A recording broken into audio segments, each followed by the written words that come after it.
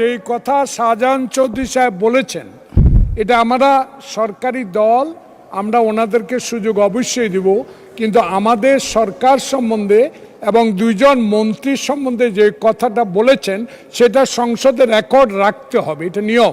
তাই আমি আপনার দৃষ্টি আকর্ষণ করি।